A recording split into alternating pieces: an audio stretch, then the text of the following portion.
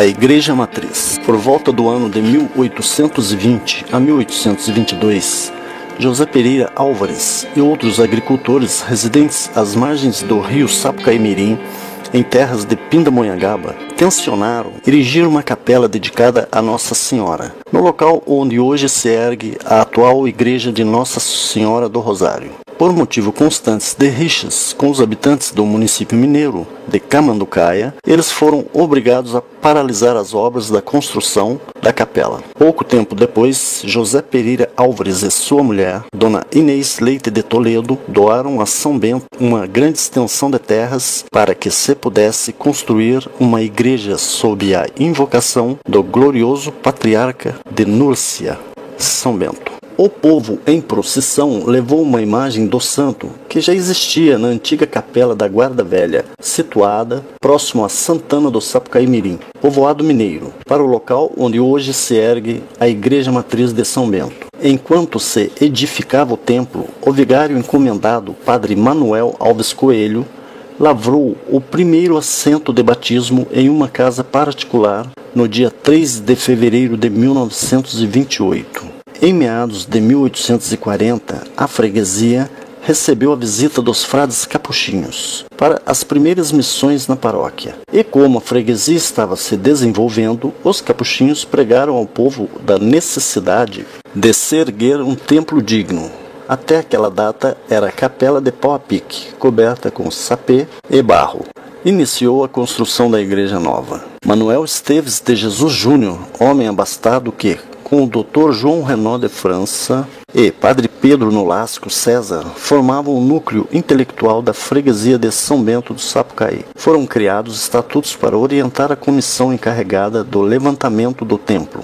Esses estatutos se compõem de 17 artigos extensos e dizem o seguinte: os abaixo assinados, cônscios da necessidade de se edificar um novo templo em honra e glória do glorioso São Bento, que deverá servir de matriz desta freguesia de São Bento, a conselho do Frei Eugênio Maria de Gênova, missionário apostólico capuchinho, depois de serem apresentados ao povo pelo mesmo reverendíssimo senhor e apregoado pelo reverendíssimo Padre Nolasco César, vigário colado desta freguesia, na igreja conscienciosamente se comprometem à edificação da obra da Igreja Matriz, no lugar denominado Palmeiras, da seguinte maneira: 7 indivíduos para comporem a comissão, presidido pelo padre vigário. Deveriam edificar a igreja a todo custo, ainda que durante a edificação morresse ou retirasse metade ou mais da metade da comissão. Os estatutos jamais poderiam ser revogados, se as modificações viessem prejudicar a arquitetura da obra.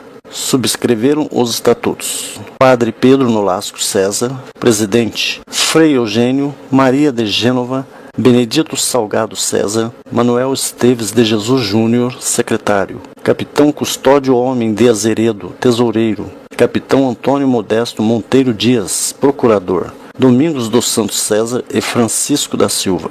O templo foi erguido com as doações dos fiéis, registradas em livro próprio, pagas com algumas verbas do governo provincial e pelo subsídio literário, o imposto cobrado sobre a fabricação de aguardente e o abate de gado de corte para venda no varejo. A Igreja Matriz foi construída por fora da antiga capela de pau a pique, de modo que esta só foi demolida depois que o novo templo estava coberto, pois era a única igreja em condições de se celebrar o culto divino em toda a freguesia. Pelas dificuldades e precariedade do trabalho próprias da época, as obras se arrastaram por mais de meio século e só foram concluídas pelos padres carmelitas em 1917, tomando as características que tinha até 1970. A pintura artística foi feita pelo pintor e artista Luiz Teixeira, natural de Itajubá, destacando-se os 2 quadros na Capela Mor, um representando a Transverbação de Santa Teresa e outro Nossa Senhora do Carmo.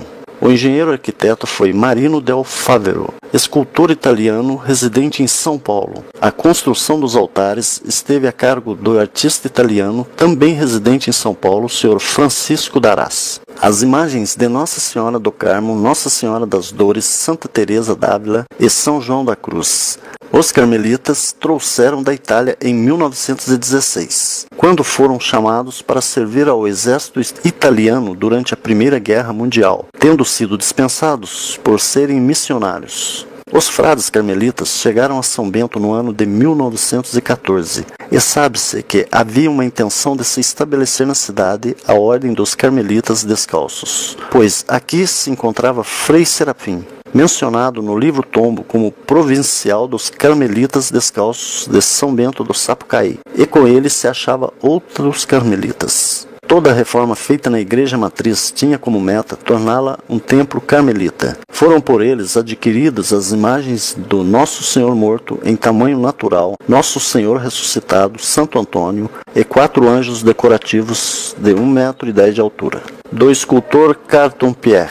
A inauguração das obras se deram no dia 16 de julho de 1917, dia de Nossa Senhora do Carmo. Em 1885, a Igreja Matriz sofre a primeira reforma e em 1906, a torre central foi erguida pelo padre Francisco Reale. Os carmelitas deixaram São Bento no ano de 1929, passando a paróquia para o comando do Padre Pedro do Vale Monteiro. Os primeiros 6 volumes do livro Tombo é datado de 1879 e 1912. Os outros 6 volumes do livro Tombo abrangem aos anos de 1979 até a data de hoje, 2012. Conforme consta dos livros, os carmelitas deixaram escrito um termo de doação referente às imagens vindas da Itália e de um harmônio pequeno e novo. Como marca da presença deles nesta cidade, ficou o estilo carmelita que imprimiram no interior da Igreja Matriz. A imagem de São Bento, o padroeiro, só voltou a ocupar seu lugar no altar-mor em 1934. E muito tempo depois, juntamente com o Padre Pedro, se apresentou o Padre Teófilo de Almeida Cristani, que por muito tempo serviu em nosso município.